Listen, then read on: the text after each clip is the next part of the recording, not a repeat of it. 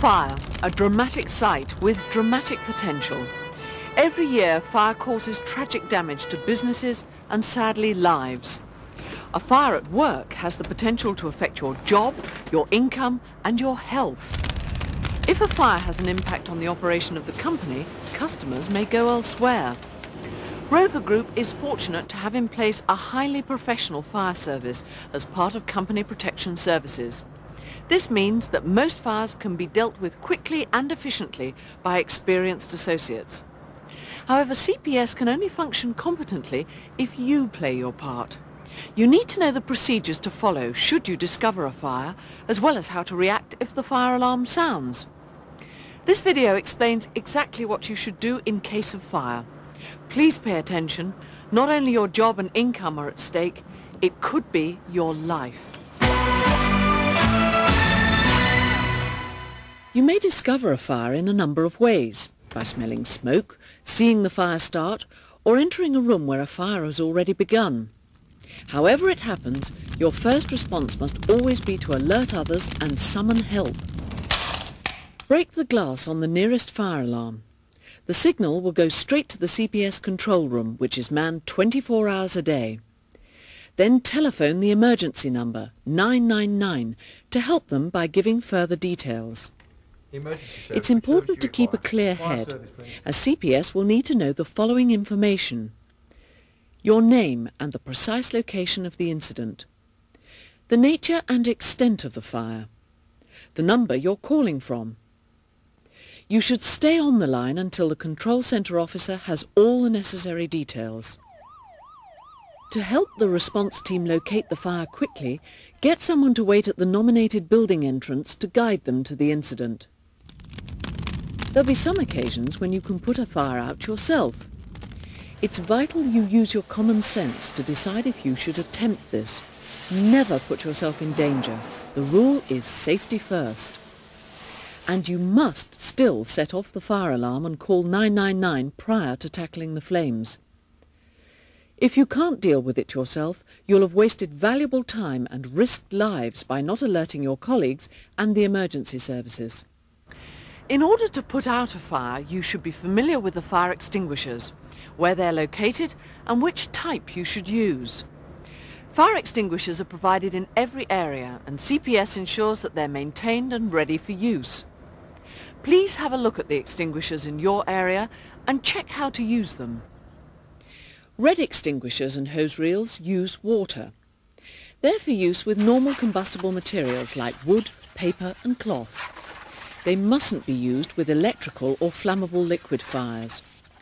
The jet should be directed at the base of the flames and kept moving across the fire. Thorn extinguishers are AFFF, aqueous film-forming foam, and can be used on flammable liquid fires.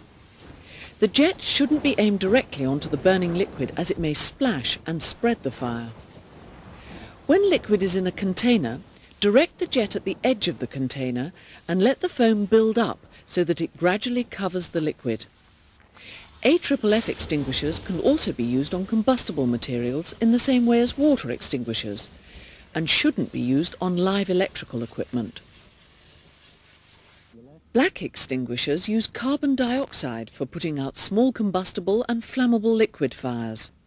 These are also safe to use on live electrical equipment. The discharge horn should be directed at the base of the flames and the jet moved across the area of the fire. CO2 extinguishers reduce oxygen levels, so ventilate the area as soon as possible. Blue extinguishers use dry powder and are ideal for use on flammable liquid fires. They can also be used on low-voltage live electrical equipment. The discharge nozzle should be directed at the base of the flames. Using a sweeping motion, drive the flames towards the far edge until they go out. In addition to extinguishers, fire blankets can be used to put out burning clothing and small fires which involve burning liquid.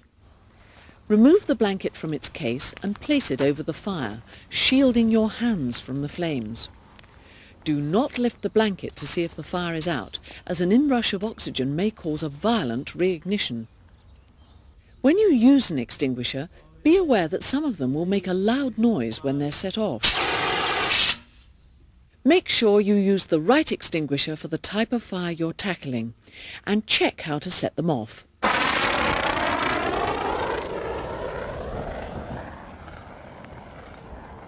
Even if you think that the fire is out, be aware that there's a possibility of gases reigniting, so don't approach the area. The emergency service will ensure the site is safe. If someone else has discovered a fire, you'll be alerted by the fire alarm. There are two types of alarm to listen out for. The first is a single-stage alarm, which is a continuous note like this. If you hear this, you should leave the building by the nearest safe exit and make your way to the assembly point. Your assembly point is displayed on the evacuation notice in your area. Make sure you know where it is. If you're outside your normal work area, go to the nearest assembly point and make yourself known to the fire marshal.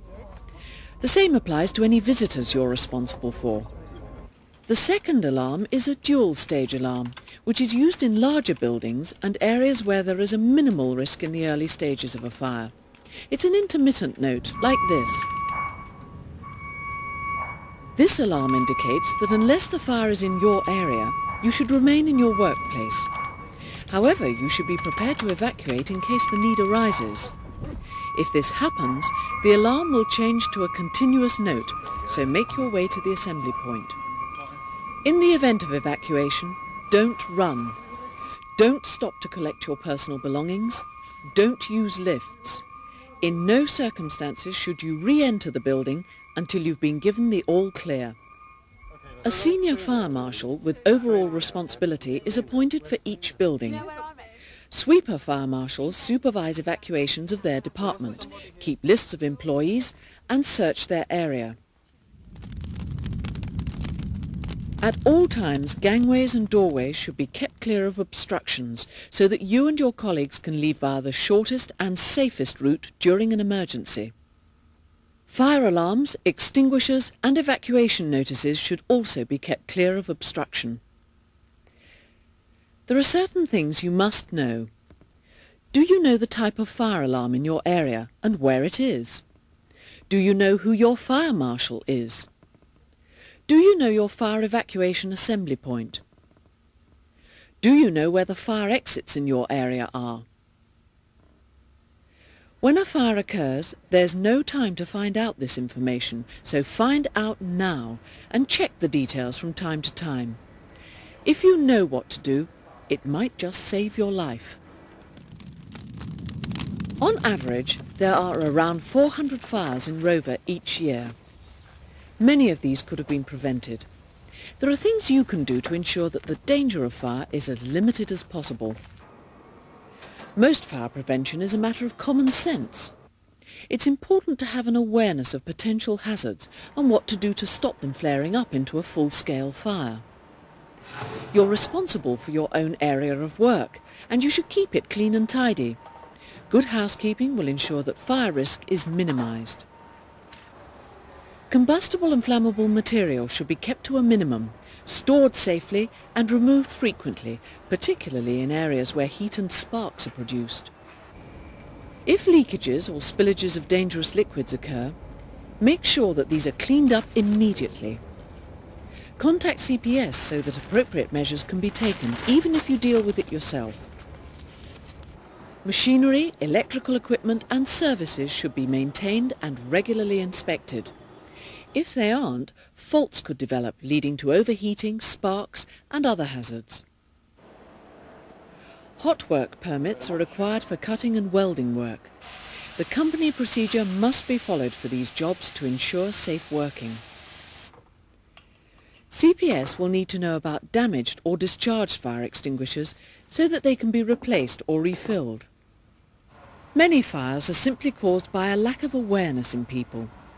Situations which have caused fires include misuse of flammable liquids, frayed wiring on electrical equipment, smoking in prohibited areas, and portable heaters too close to combustible